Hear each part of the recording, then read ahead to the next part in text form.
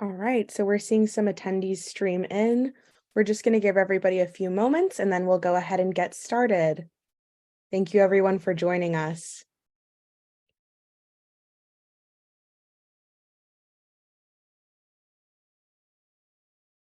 Okay, it's just about 12:05. We've got a bunch of attendees in the room. Thank you so much everybody for joining us for this conversation. And I think we can go ahead and get started. So I'm going to turn it over to Karenna Gore to offer a welcome. Hello, and thank you, Aja, for your role in helping to organize this and welcoming everyone and getting us started. And thank you all, each and every one of you who's present as a speaker on this program and who's present participating and listening in the audience. We're very excited to have you with us. My name is Karenna Gore, and I'm the director of the Center for Earth Ethics at Union Theological Seminary. We work through education, convening, and advocacy to change the prevailing value system in our societies, from one based on short-term monetary gain, no matter the pollution, the depletion, or the inequity that results, to one based on the long-term health of the whole community of life. We are particularly focused on exploring the moral and spiritual dimensions of the climate crisis. And from the time of our founding in April 2015, a cornerstone of our work has been to honor, learn from, and support Indigenous peoples, including uplifting their spiritual and cultural traditions and fighting for their rights. This past fall, on October 26, 2022, Center for Earth Ethics convened an event at Union that was centered on an extraordinary United Nations report. The then Special Rapporteur for Freedom of Religion or Belief, Ahmed Shahid, marshaled all of his expertise, talent, and resources towards the inquiry into how that mandate of the UN, freedom of religion or belief, applies to the world's Indigenous peoples. The result is a powerful piece of work that has within it the witness and insights of Indigenous communities themselves who have endured genocide, oppression, discrimination, and disrespect with regard to their spiritualities and ways of life. It also makes clear that within these lifeways are the means through which they are guardians of the natural world, of biodiversity, of ecosystems, and the health of the planet we all share. Our gathering last fall featured voices from all directions of Turtle Island, where the center is located, Padadaho Sid Hill and Betty Lyons of the Haudenosaunee, Bernadette Dimientaf of the Gwich'in, Mona Palaka of Havasupai, Hopi, and Tewa, and Francisco Kalisai of Maya Kachikel, who is also the Special Rapporteur on the Rights of Indigenous Peoples.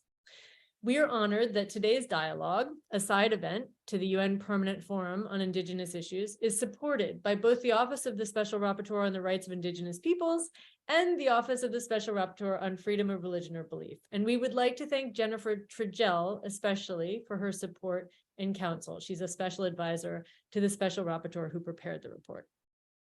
Also present and instrumental in that initial event in October, which you can watch on our website if you care to, and we'll put a link in the chat for you, was Kasike Múkaro Borrero of the Guainía Taíno Tribe, who will serve as the moderator of today's important dialogue, which includes powerful Indigenous voices from other parts of the world, whose knowledge contributed to this UN report. We are grateful to him, and I am honored to introduce him now.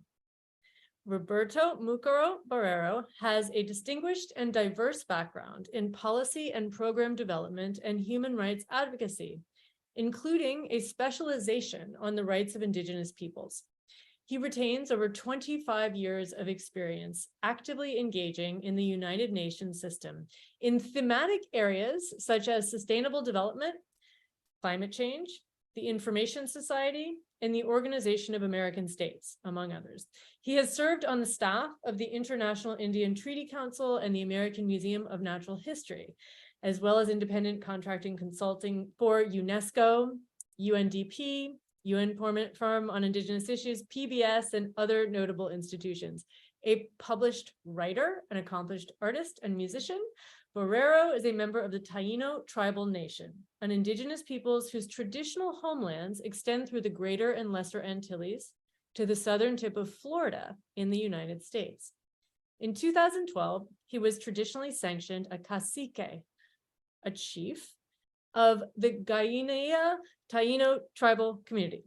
He has an educational background in communications and cultural studies.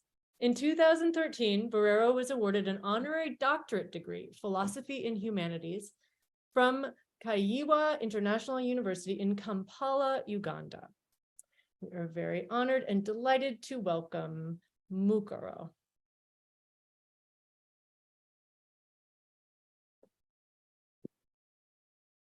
Ahom itu, thank you, Sister Karenna, for the kind introduction. Taigwe ituno atiaono ina itiaona. Greetings, sisters, brothers, and relatives. Diri Múkaro Aguibana, Borikin Taíno, Guainía Taíno Daka. My name is Roberto Borrero, but in my community, I'm also known as Múkaro Aguibana. And as Karenna mentioned, I'm a community leader or a cacique of the Guainía Taíno Tribe. And I'm very happy and honored to be here serving as a moderator for this official side event of the United Nations Permanent Forum on Indigenous Issues. Some of us who are on the panel today have been participating in this UN Permanent Forum all week.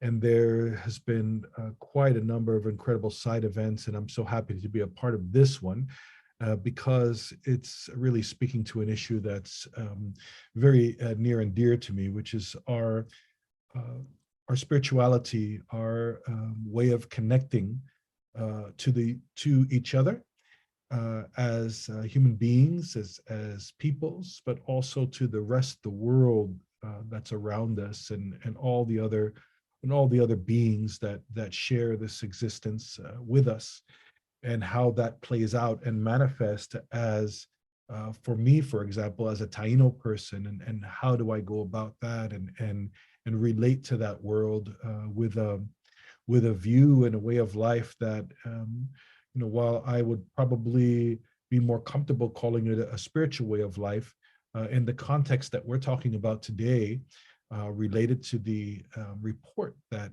Karenna mentioned from the Special Rapporteur, where we'll be talking more about religion per se. But as mentioned, this report was done by Ahmed Shahid, the former Special Rapporteur for freedom of religion or belief. And the Special Rapporteurs, for those of you who don't know what they are, they're special mandate holders from that work within the UN, United Nations human rights system. They're not paid employees, but they have a mandate and they report on various issues.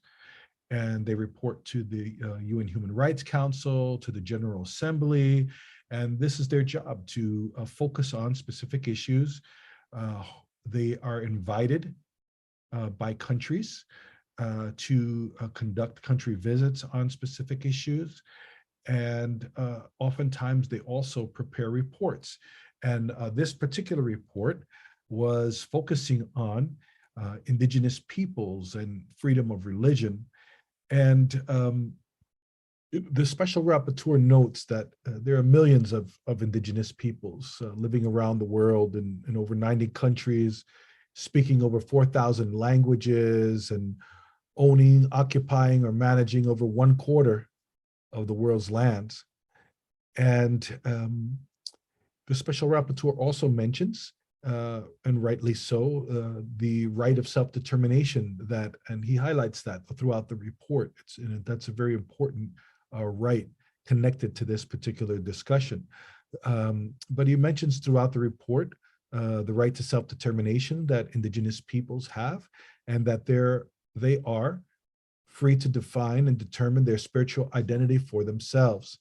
And this is also very important to note if you think about the long history and trajectory that many indigenous peoples had and have continue to have with others who have come into their territory, surrounded them, surrounded us. And oftentimes, in many of these instances, and unfortunately, violating the rights of Indigenous peoples by imposing, often forcefully, other religions. And if people don't convert, at least in past history, there was brutal consequences for that. And so there was a lack of religious tolerance historically for many Indigenous peoples. And that's historically, but really that hasn't changed much. I know in my own Taino community, for those of you who don't know who the Taino people are, the Taino are Indigenous peoples whose traditional lands cover the major Antilles or the larger Caribbean islands, all the way into the southern tip of Florida. But we had communications and relations with Indigenous peoples from Central and South America, North America as well, traveling throughout all these, throughout this whole region using massive canoes or canoa, we say in our language. And part of that interchange was really involved many spiritual concepts. But because of that, where we were when Columbus came over, 1492, that's where he landed. And really that's where this religious intolerance began in this hemisphere, in the Western hemisphere. Karenna had mentioned Turtle Island. So on this side of the world, that's where it really began. And that sort of imposition and oppression of Indigenous spirituality or religion continued, not only, of course, with the Taino, but all throughout the Americas, throughout the Pacific, and really wherever Indigenous peoples find themselves today, all around the world. So I also wanted to mention that that term spirituality was something else that the Special Rapporteur focused on. And what the Special Rapporteur mentions in the report is that spirituality is the preferred term of many Indigenous peoples in characterizing their religion or belief. And some of the reasons for that is a lack of an equivalent translation for the word religion, or a delineation between their religion and others, like Christianity or Islam, for example. Some are just tainted by the legacy of religions being used to really being used as weapons to really inflict gross violations upon our people. As I mentioned earlier, this has not ended, and even today, many Indigenous peoples report that if they do practice their traditional spirituality, it's sometimes viewed by the larger communities, the colonial communities, the settler communities around them, as superstitions and witchcraft, and that kind of rhetoric is really used to depict our peoples as lesser and justify oppression and violations of the rights. So with that in mind, I just want to just throw out a few more ideas before we start introducing ourselves or having introductions to some of our amazing panelists today. But the Special Rapporteur's report was compiled with his research through bilateral meetings or meetings and consultations with folks, and also people submitting information to him. I know the organization that I represent here and is one of the co-sponsors today, United Confederation of Taino People, submitted, for example, to the report when he was asking for information from Indigenous peoples.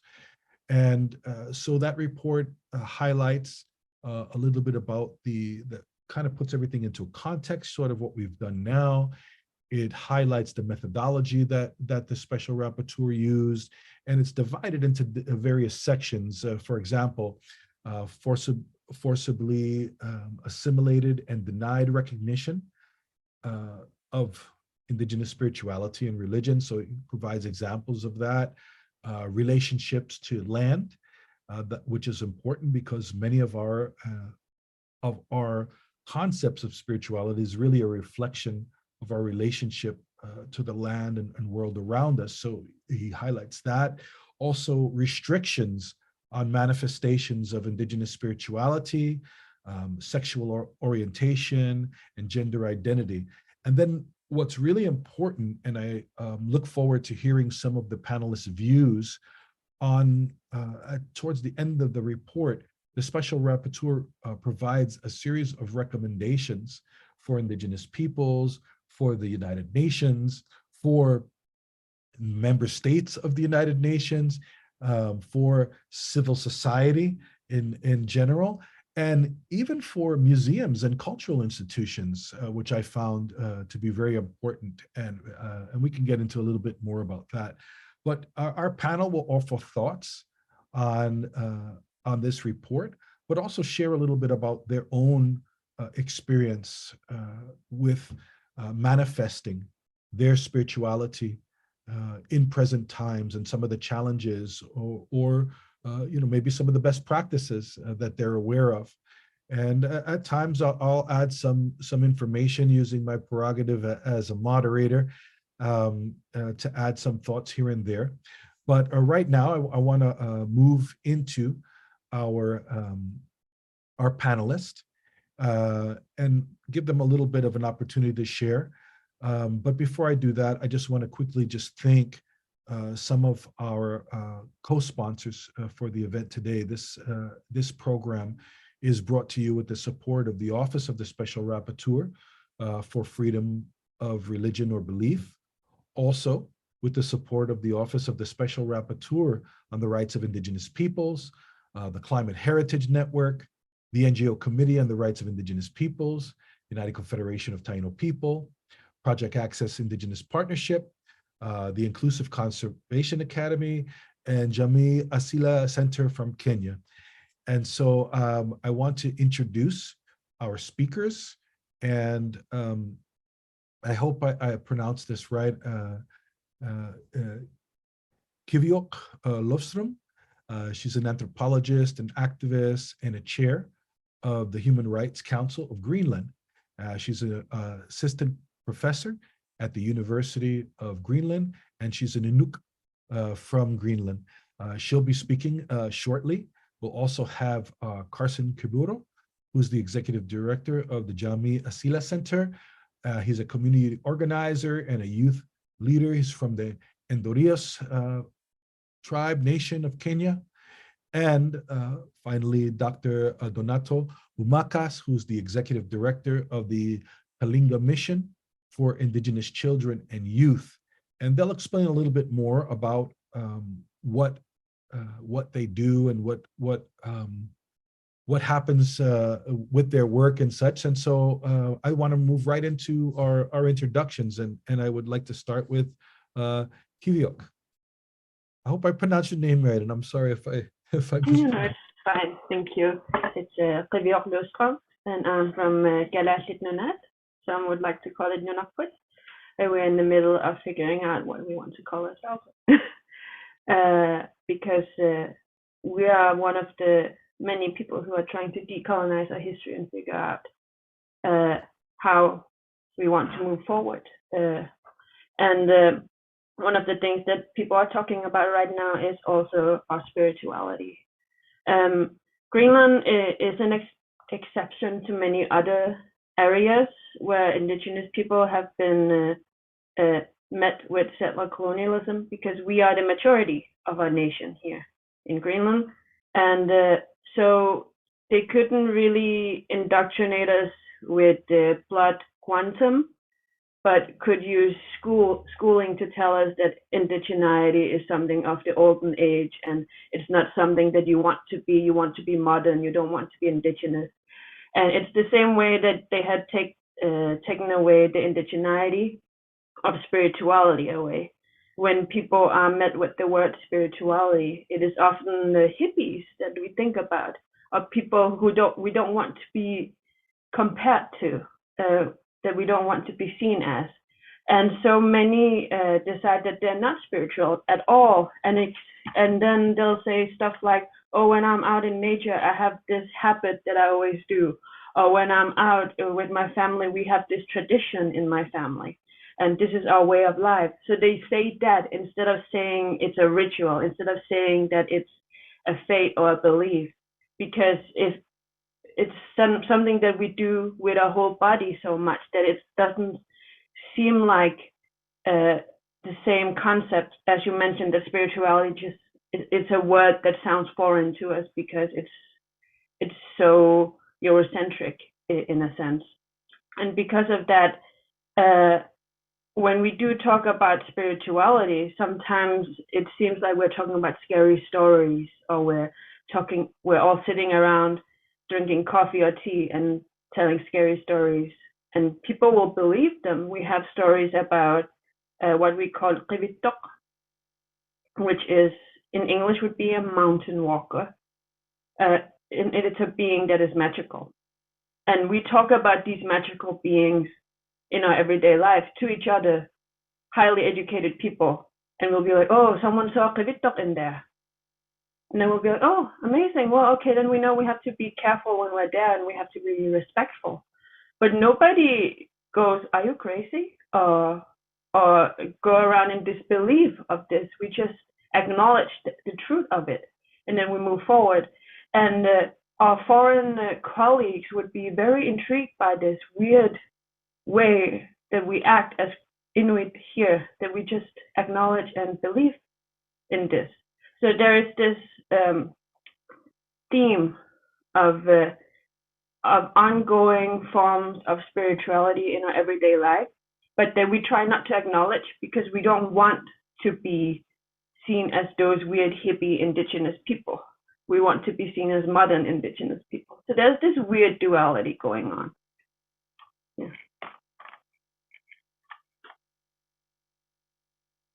And I don't know if we want to keep it going or.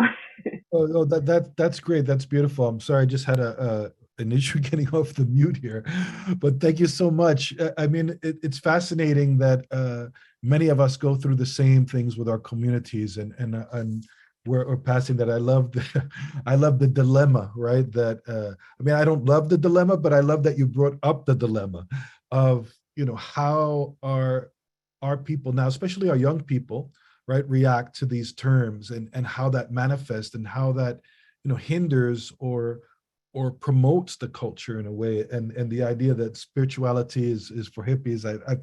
I've heard of this concept too before, but it made me laugh a little bit to hear it. But I really thank you for that. And let's move on to Carson. And Carson, maybe also you can provide a little brief about this, and then we can get into maybe some of the points of whatever else you want to share after Donato. Dr. Donato, of course, presents his opening as well. Yeah, thank you so much, Roberto, and thank you, Karenna and Aja, for the invitations, and most importantly, my mentor here, Roberto, for recommending me to join this great discussion.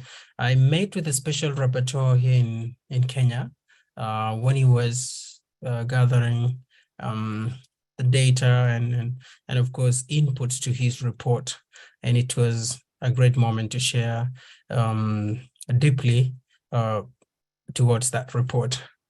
Well, the debate is really is important at this point in time, based on what my mentor, Chief Múkaro, has said, whereas it is a fundamental right, and even recognized in United Nations Declaration on Human Rights. It's even in Article 1 of the UN Charter. But it's a struggle to even say why freedom of belief is self-determination right. That is the difficulty that we have right there. But away from that, from my people, spirituality has been killed and is foreign when you put in the same sentence with faith systems. Why? Because we've always been told that you need to be saved, or that you need to be civilized. You need to move away from the African faith systems.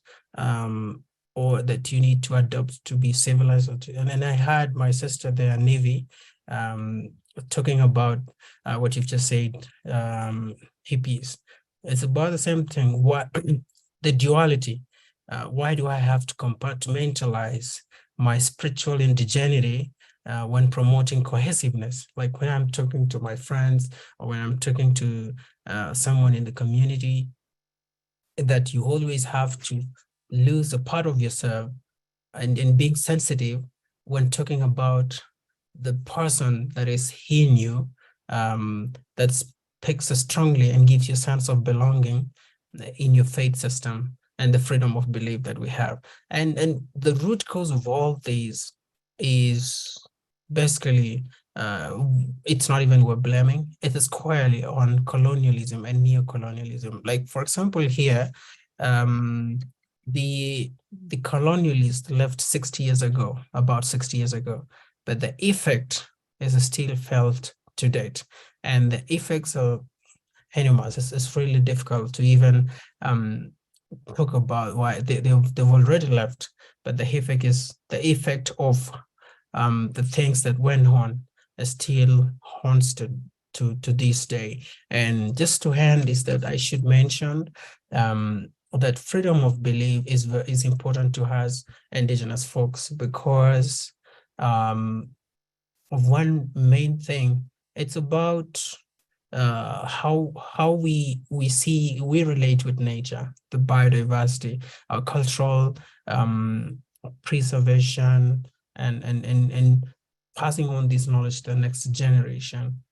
Because if we live with that thinking that our faith systems don't matter, we'll always be looking up to other faith systems, and it strips away the sense of belonging that in essence is about us as Indigenous peoples. I know I could talk on and on and on, but I can only end by saying that, for instance, for my people, we have a totem system that identifies all our clans and all our families, and it's very deep rooted in our spirituality, where it's an open thing. It's always about respecting your neighbor, respecting the nature. It's completely different from the Western type of cultural protocol or creating a money system. For us, it's about relationships. It's about sanctity. It's about deity and so, yeah, I could end there, but it's certainly a very great discussion. I wish we had more time. And of course, we can do a series of these if the center allows. Thank you so much, Roberto. It's a great moment to be here. Thank you. Thank you so much, Brother Carson, for that. And now I want to invite Dr. Donato Bomakis to share some introductory thoughts. Iwasale.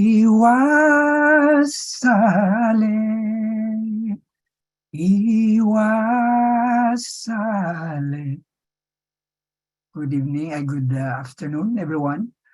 I'm Donato Bomakis. I began with an Iwasali chant, which is a way of, expressing our spirituality in our place.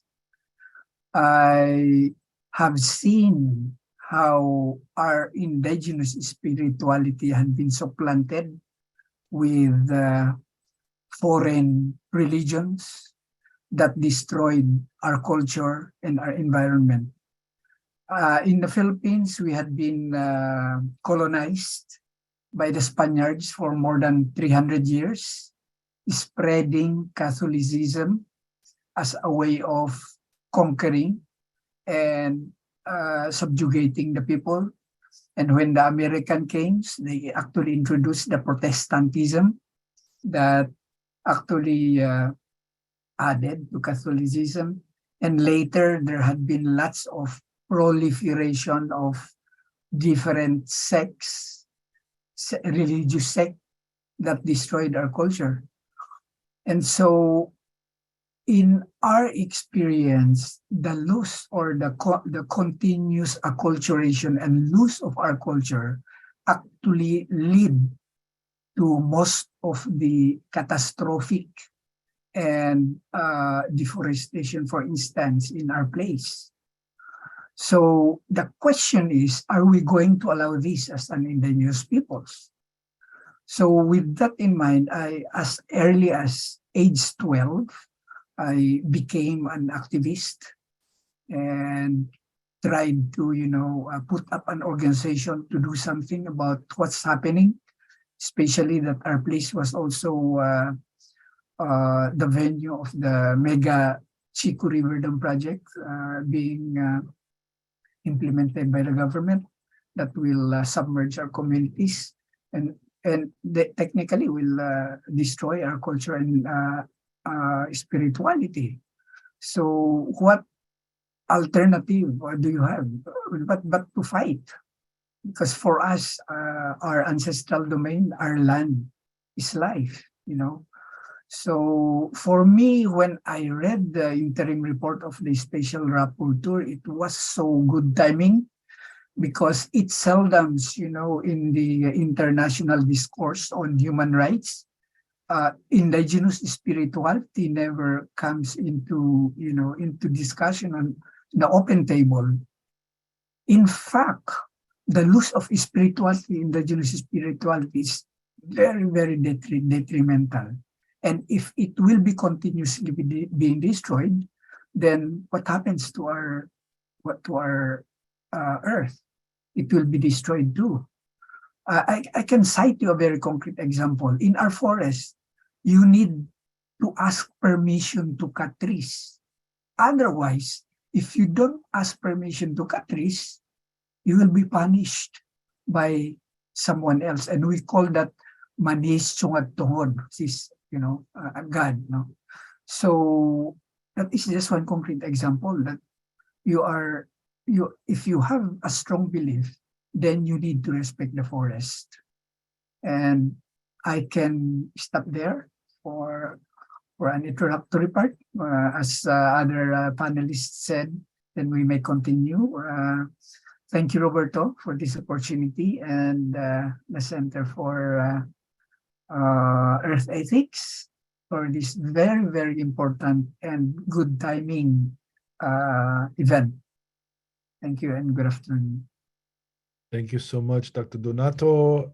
Really appreciate your words and everyone's words, and they resonate to me as an Indigenous person who is also a community leader, and as part of the responsibilities I have also to engage in ceremonial activities and at times facilitate or lead them when they're not others who focus more of their attention on the spirituality. And, some people use the terms medicine men or spiritual leaders or things like that. But as a leader in a community, at least in the Taino community, we have to be aware of spiritual protocols like the ones that you mentioned with cutting down trees, very similar to our people.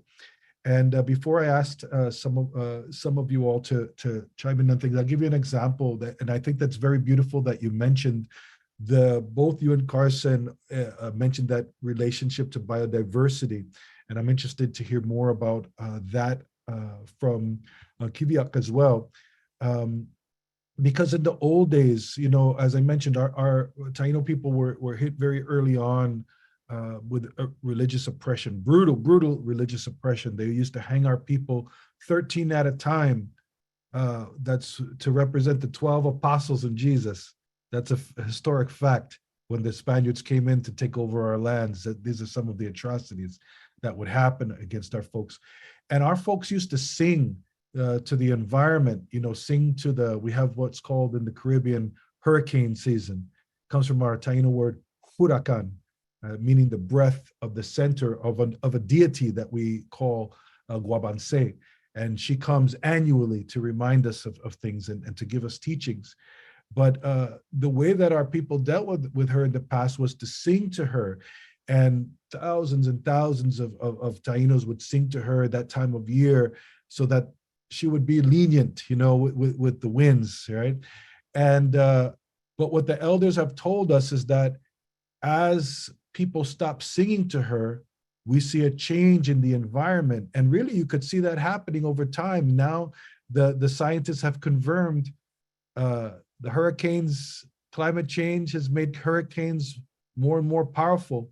And we see a direct link to our spirituality in that, because people are not singing to the hurricanes. Very few Taino now sing to the hurricanes like they used to. And with less and less people singing to them, those winds get more powerful and more powerful, because people are not connecting to nature in the same way. And what is climate change? It's the result of man's overconsumption and of nature and our imbalance. So Qivioq, what do you see, knowing what you know about your folks and what's happened? You'll know more about the imposition of foreign religions on your spirituality. How did your people relate the spirituality to your engagement with biodiversity, the environment, and how your subsistence, etc.? I can start immediately. I have these tattoos. These are traditional tattoos. And you can see my hands are cut off. And these are a reminder of a spirit that we have. In English, people like to call her the mother of the sea. Her fingers were cut off from her father while she was holding on to a boat, because he had thrown her out of the boat because she refused to marry the man that he wanted her to marry. And from her fingers that was cut off came the animals that we eat. And then she kept holding on, so they cut off here, and then in the end they cut off all the way here, so she had no hands, no fingers. And from her we have all of the animals that we consume. And she fell down to the bottom of the sea.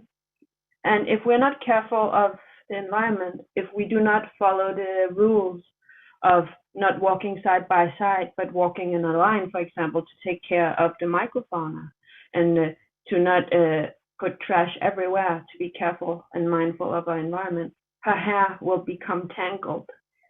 And since she has no hands, she can't untangle it herself.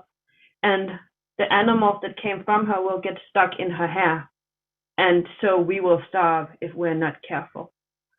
And that was the teaching of our ancestors, that we would get tattooed on us because we were nomads. We couldn't have a church here or a monument there. We had to have these reminders on our own bodies.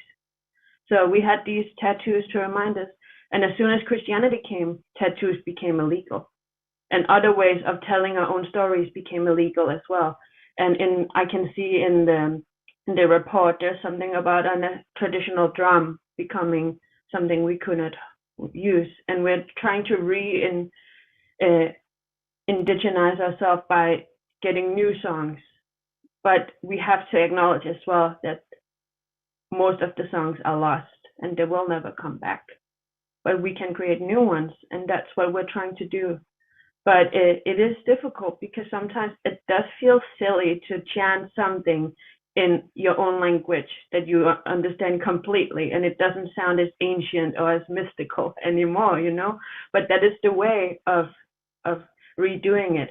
And this connection to nature that we had always had, that we have to this day, we kind of lost it, or it became fainter because we became part of Christianity, which is pretty okay with taking advantage of nature. And we just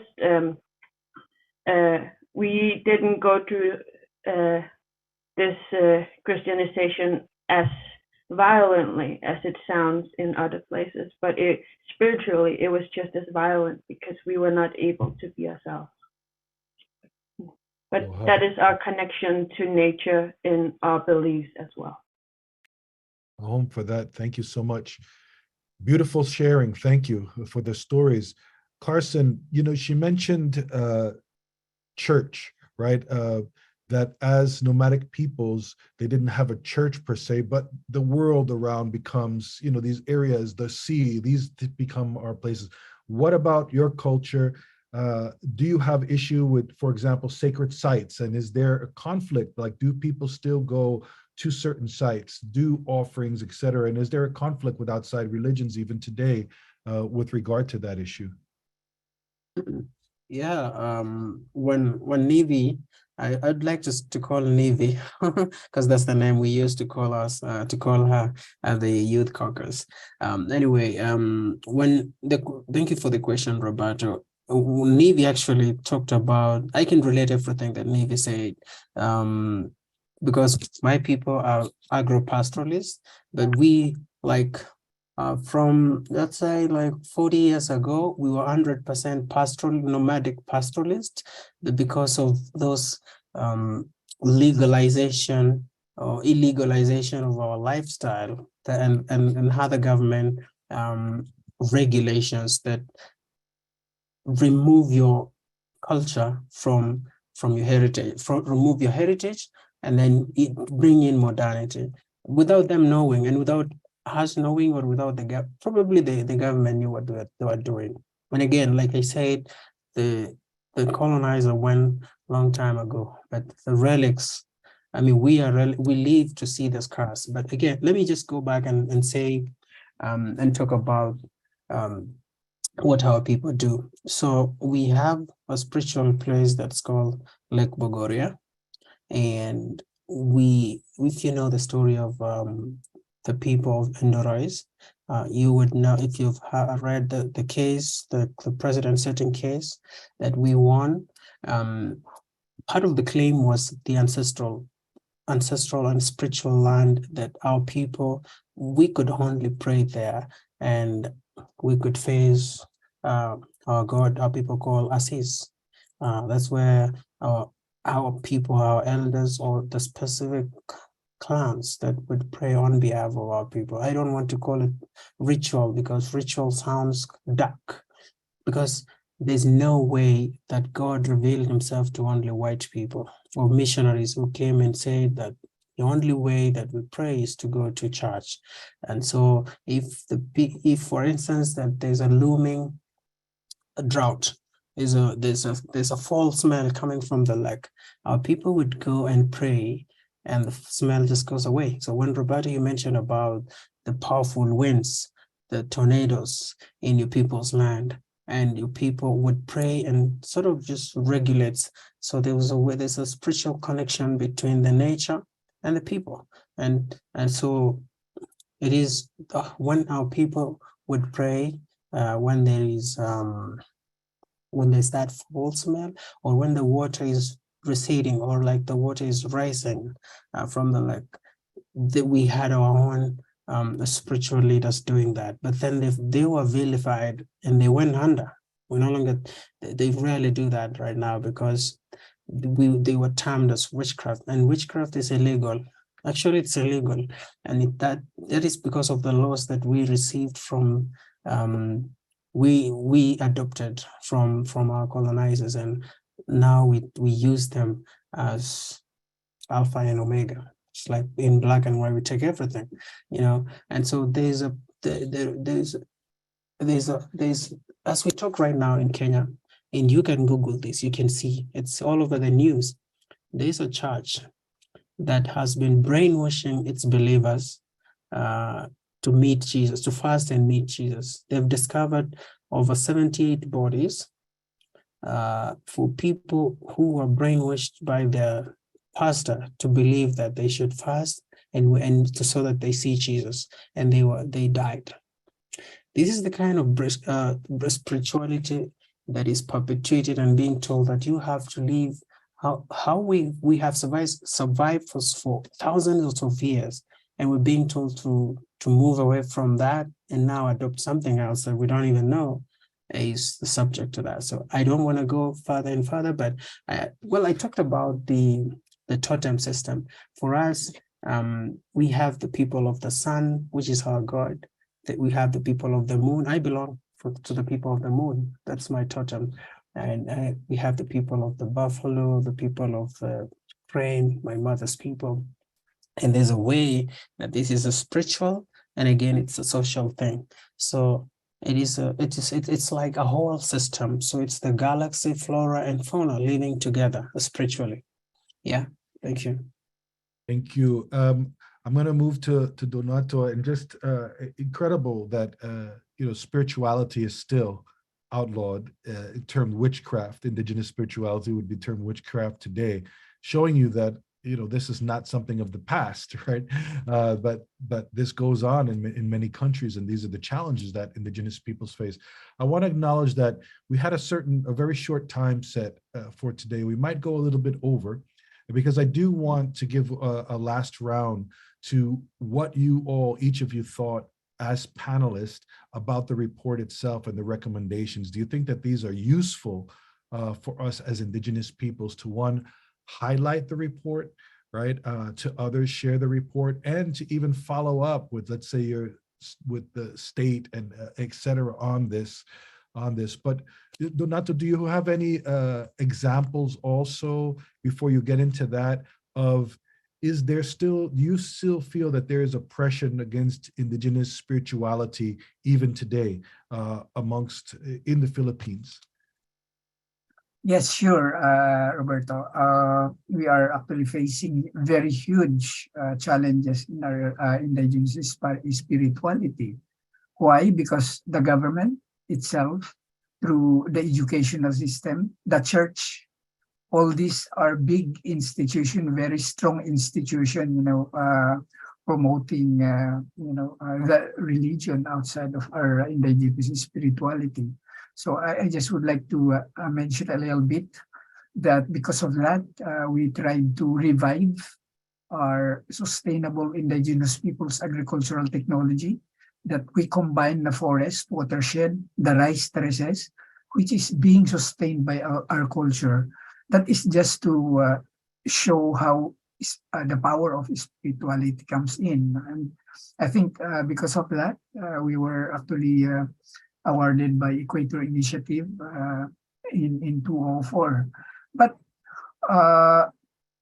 to be frank, we are at present trying to look at concrete way of how could we bring back or mainstream our Indigenous spirituality in the midst of very huge challenges in our country.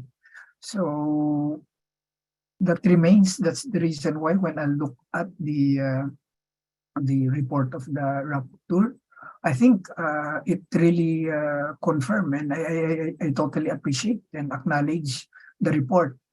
And maybe later we will talk about the recommendations that she had been laid down based on her activity, the methodology that he used. And I like the one of the findings about the best practice. I mean, maybe perhaps there could be a possibility for sharing of best practice for all of us who still, carry our own Indigenous spirituality. We may be small, but if we stand together and share, then perhaps it might, it's just like getting one small stone, throwing it in a big ocean that trickles, ripples. Maybe perhaps you could.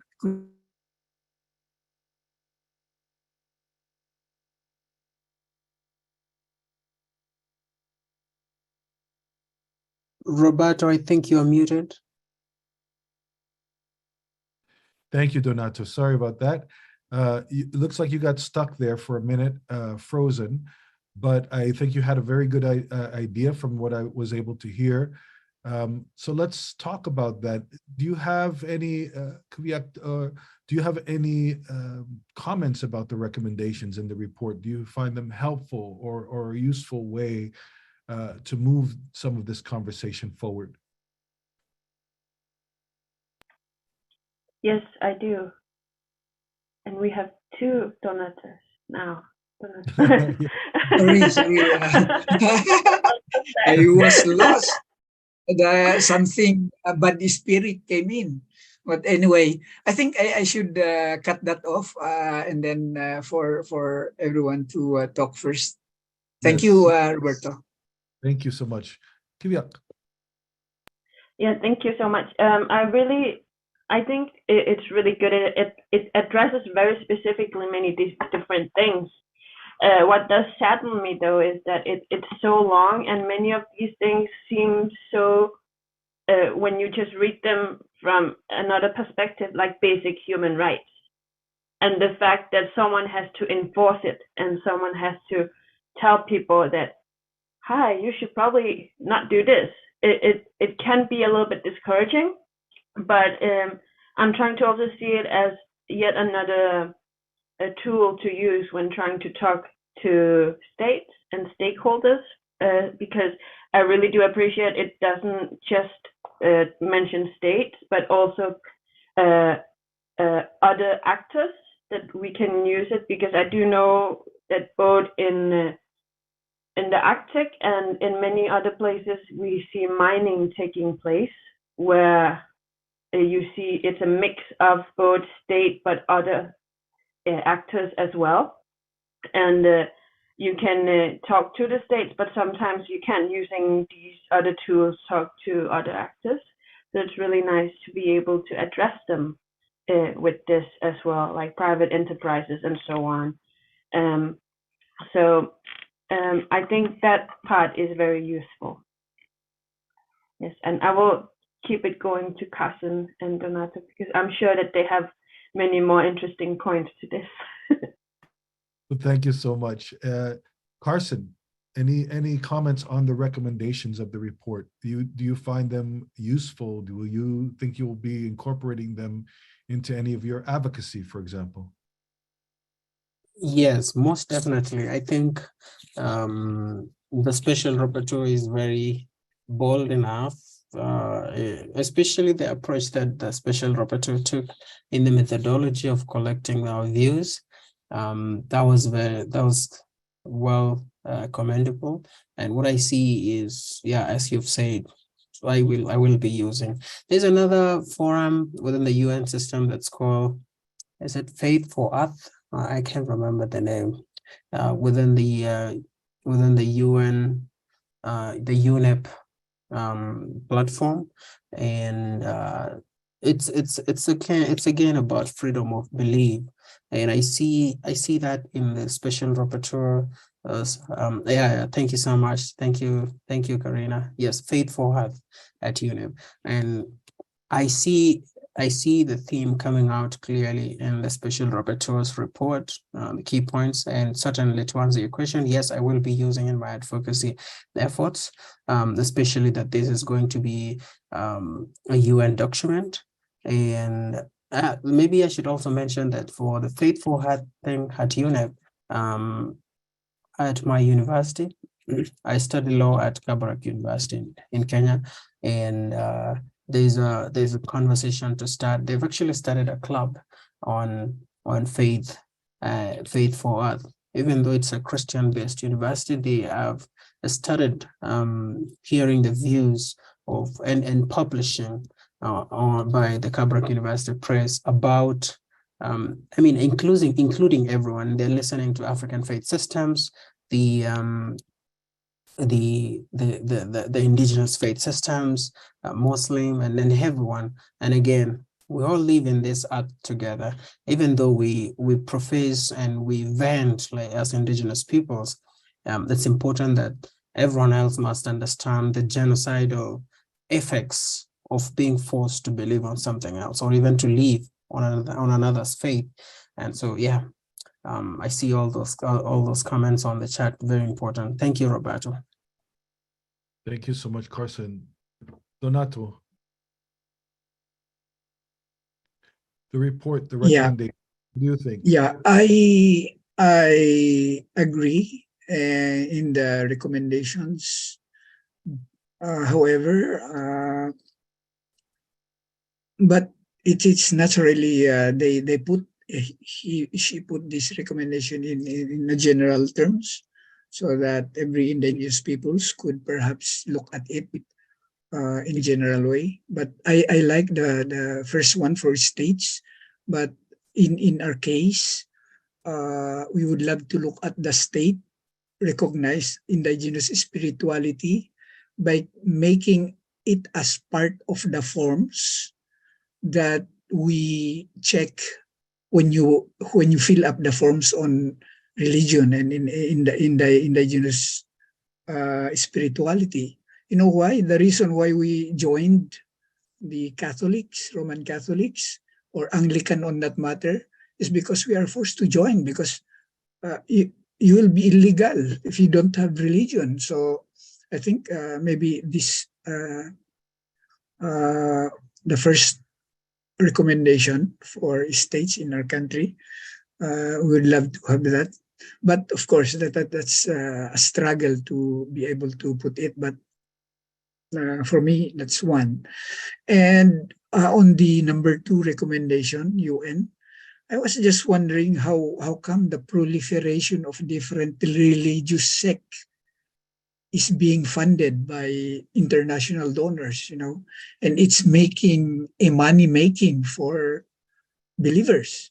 So I was just thinking if there could be part in here where UN and other donors could perhaps fund or support indigenous peoples, mainstream or promote their indigenous spirituality as compliant to UNDRIP, So I think that is for me a missing in this number 2 recommendations.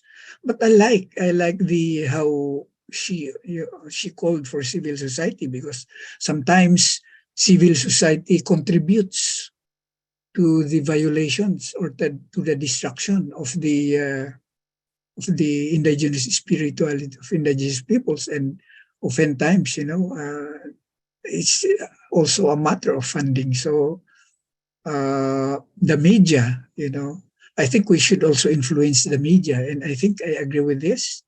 For private enterprise, well, we should really look at, influence the business sectors in our indigenous spirituality, which needs, again, a proper intervention for it. And lastly, my comment on the museum and cultural centers who had been making money, out of cultures of indigenous peoples, held to them, because, they don't actually, they go to our communities and buy our material culture, the relics, and put it in there, without even recognizing where it came from. That's a violation of our rights. So in short, the museums and culture centers should also respect where they got their collections, and perhaps give royalty to the culture owners where they get that one. So I think perhaps if it could be, if it could be added on the recommendations, then that should be great. Thank you. Thank you so much for that. Lots of good ideas there.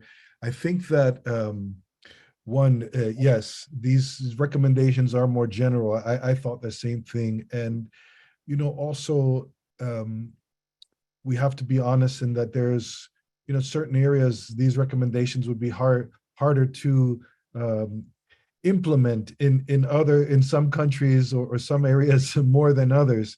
And so it seems that it's reaching there, but I think it's a good start.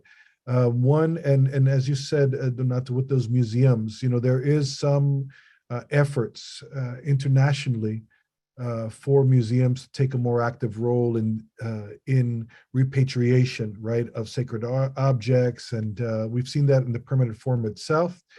The forum itself did a recommendation that had to do with a sacred artifact from the Yaqui people, and as a result of the forum's recommendation in their report, the follow-up that the International Indian Treaty Council did, they were actually able to get a sacred object from a museum in Sweden back to Mexico. It still hasn't gotten back to the community yet because the government has it right now, but it has to follow that. But they finally got it back out of that country, and there's many objects that I think that would be in better hands with indigenous peoples themselves. But I want to thank each and every one of you for really just wonderful presentations, just perspectives. We could certainly talk much more about this. One movement forward, and let's just hear just a quick round. What do you think of this? Is there any sort of activities going on in your countries that encourages interfaith dialogue, for example. I know that's big in the US, interfaith dialogue, to try to build bridges and understandings.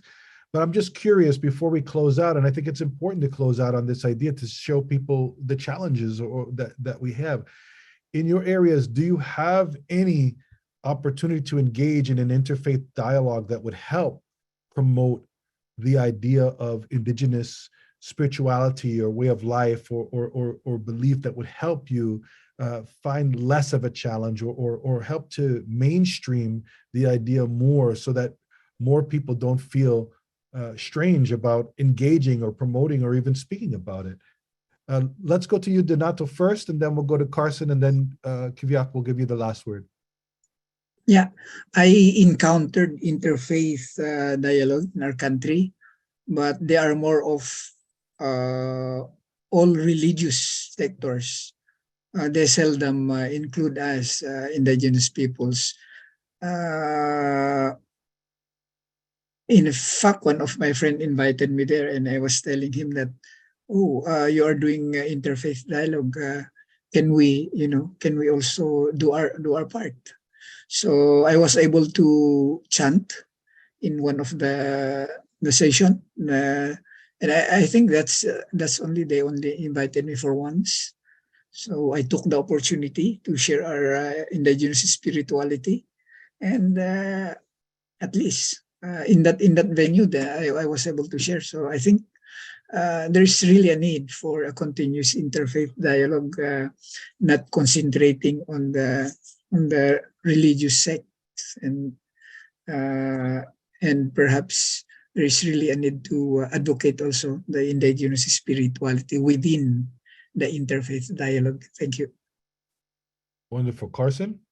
Yeah, just like Donata said, there's a caucus of religious leaders. You can see Episcopalians, I don't know if I say that correctly. You see Presbyterians, Evangelicals, Muslims, Hindu religion, but you rarely see them include the indigenous peoples. Other than that, you would see them being tokenized and being called, for example, to parliament to pray. Sometimes you see a Maasai elder, you see a Kaya elder from the coast. But for these major talks about the country, the state, they were still termed. I just shared on the chat, the laws of Kenya will still exist illegally in our spirituality, and so that's that could be the reason why they push towards the sects or even the dominations within Christianity or dominations within Muslim, or these are the main, people like to call them mainstream religion. And for indigenous religions, they're still termed as backward, and that everything Western is the real deal. So I would say for indigenous folks, we're still not yet there spiritually in terms of discussions on the table. Thank you so much. Qivioq? We had quite a bit of a stir last year, which is also in the report. It's mentioned that a priest was fired for having a traditional drum in the church. But what seems to have been lost in the nuances was that he was very critical of the government of Greenland as well, and very critical of what was going on in our country and the Danish state. So there was many other things that could have led to him being let go, and not only the drum. That could have been an excuse at the end. But what I would like to go into is actually more a different dialogue that people are having more and more, and that is the fact that even though we call ourselves Christian and that we practice Christianity on a selfless level, that many of the ways that we do celebrate Christianity is very much a hybrid of Greenlandic Inuit belief systems. And I can see you not, because I have read and seen other indigenous people do that, where they kind of just subvert Christianity and pretend to be Christian on this surface level, and then just keep being what they themselves have always been underneath. what we have done amazingly is that we have done it so well that we don't believe that we're not Christian. So we have come to the point where we, for example, I will come back to the Qivioq that I mentioned, that we keep talking about, that we still believe in. I did my master's degree on why do we keep talking about this magical being? Why is this magical being such a big part of our everyday life? And I had a complete different hypothesis, but during my research, I found out that our ancestors, they kept telling stories about shamans, Greenlandic shamans, and how to become a shaman, and stories of the adventures a shaman would go on. And that was preserved in what we would then say is a scary story about a Qivioq, someone who had run away from society. So in a funny way, our shamans that were made to run away from modern society are runaways in our own stories, and have survived to this day today, when we subverted Christianity and the laws about us not being allowed to talk about our shamans. We managed to do it, but we did it so well we forgot about it. So nowadays people don't know that when they talk about a Qivioq, they're probably talking about an angekko. And that is another fantastic way of cultural survival, to the point where we didn't know that we had survived something. So that is the talk that is happening right now, that we're trying to untangle the Christianity and the Greenlandic spiritual beliefs. So that is what is going on more. Wonderful. That's a great way to come to a conclusion of our panel presentation today on called Freedom to Be. We were really focusing on Indigenous peoples and religious freedom. We highlighted throughout this discussion the report that was issued last year by the Special Rapporteur on Freedom of Belief, Ahmed Shahid's report that was presented, and the recommendations, the context, etc. Fascinating talk. Thank you all so much for your time. And, I can certainly relate to what Qivioq just said, being from the Caribbean, which is a place of many synchronicities, religion and otherwise. And Carson, thank you so much for what you shared. Dr. Bumakas, always a pleasure to connect with you and your wisdom. I want to thank the Center for Earth Ethics for thinking about doing something. This is a very important subject that really needs to be highlighted more, I feel personally, at the Permanent Forum. And I think that probably people should be talking about an ongoing agenda item about the violations against our freedom of belief and religion, our spirituality, and how that plays out and connects to so much more, to climate change, to biodiversity, to everything that they're talking about, the sustainable development. All this links to, in my opinion, our spirituality. And I feel that from the presentations that were made today, you can plainly see many of those links. So thank you to all of our co-sponsors, the Special Rapporteurs for Freedom of Belief, the Special Rapporteur on the Rights of Indigenous Peoples. Thank you to all the folks from Center for Earth Ethics who are behind the scenes, Aja, Tim, Shannon, also our co-sponsoring organizations, Climate Heritage Network, NGO Committee on the Rights of Indigenous Peoples, United Confederation of Taino People, Project Access Indigenous Partnership, Inclusive Conservation Academy, and Jamii Asilia Centre in Kenya. So on behalf of the panelists, I say Chahom iti aono. So thank you, relatives. And it was my pleasure, Roberto Múkaro Borrero, to serve as the moderator for today. And I trust that we will all be in contact very soon. And I feel that this is a wonderful discussion and perhaps should continue. Maybe the center will consider it. So thank you, everyone.